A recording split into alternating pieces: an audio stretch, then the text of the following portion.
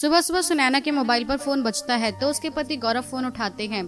तब बुआ जी की बहू स्नेहा भाभी कहती, भैया आपके छोटे भैया की शादी पक्की हो गई है, अगले महीने 3 तारीख की शादी है। मामी जी ने बताया ही होगा और हम ये जानते हैं। अब आपका कोई बहाना नहीं चलेगा, पहले ही रिजर्वेशन करवा लो और ये नहीं सुनेंगे कि छुट्टी नहीं मिली या टिकट कंफर्म नहीं हुआ है। देखो देवर जी आना ही है, भैया जी की सगाई में तो आप लोग आ नहीं पाए, पर शादी में पूरे 1 सप्ताह की छुट्टी लेकर आना और जाने की जल्दी मत करना। हम लोग सभी रस्मों में बहुत मजे करेंगे। इतने में सुनैना आ जाती है। तब वह बोलती है कि अरे गौरव किसका कॉल है?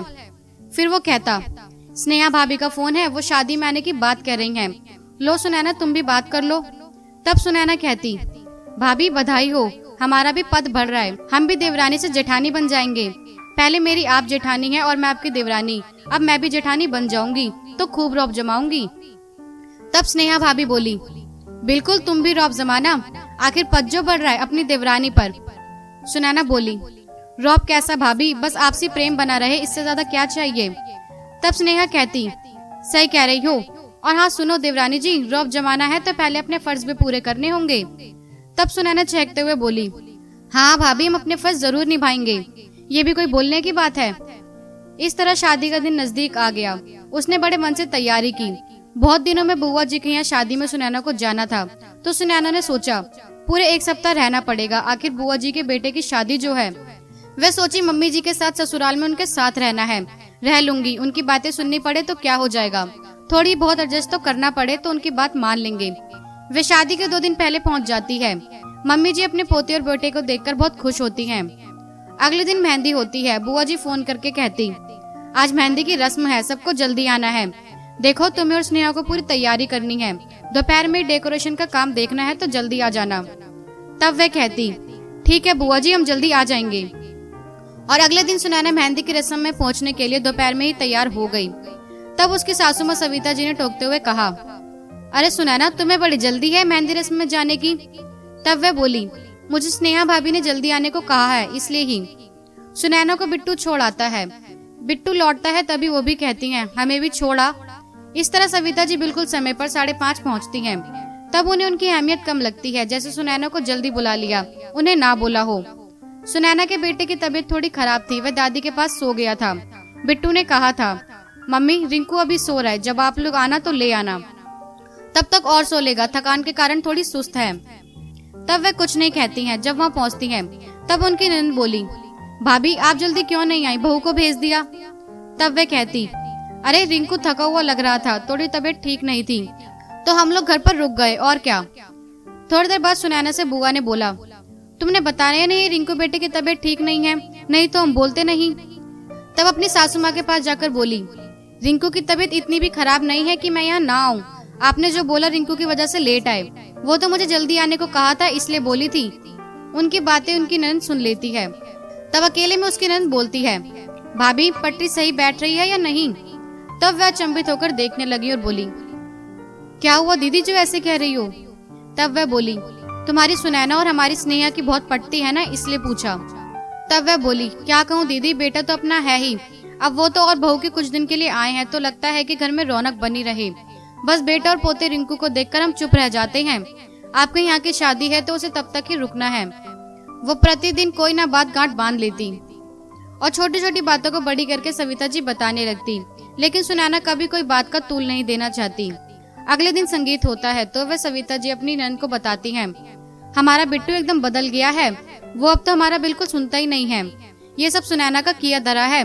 वो तो सुनैना को कार में लेकर बाजार गया, जब वो लौटा मैंने कहा बुआ के यहाँ छोड़ दे, तब वो कहता, मम्मी अभी थक गया हूँ। मैं ठहरी माँ, मैंने सोचा चाय बनाकर दे दूं, फिर मैंने उसे और सुनैना को चाय बनाकर दे दी। सुनैना से इतना नहीं हुआ कि मम्मी हम चाय बना दे रहे हैं। खैर छोड़ो, जब बिट्टू चाय पीकर फ्री हुआ तो मैंने कहा, बिट्टू अब तो बुआ के यहाँ ले चल, बुआ क्या सोचेगी भाभी अभी तक नहीं आई, देख मैं कब से तैयार हूँ। अच्छा मम्मी चलते हैं, जैसे एहसान कर रहा हो, ये हाल है हमारे बिट्टू के। तब भी ननद की बहू स्नेहा उनकी बात सुन लेती है। तब सुनैना को बताती है कि क्या हम बहुओं की जिम्मेदारी होती है कि घर की इज्जत बनी रहे। देखा ना, मामी भी तो अपने घर की एक एक बात मम्मी को बताती है, क्या ये सही है। सुनैना भी कहती है, हमें एक दूसरे से बात करते हुए सुनकर कहती हैं, तुम्हें घर की इज्जत की परवाह नहीं है। हम बहुएं कितना भी कुछ कर ले तो भी हमारी कमी ही दिखती है। खैर छोड़ो, हमें यहाँ कितने दिन रहना है।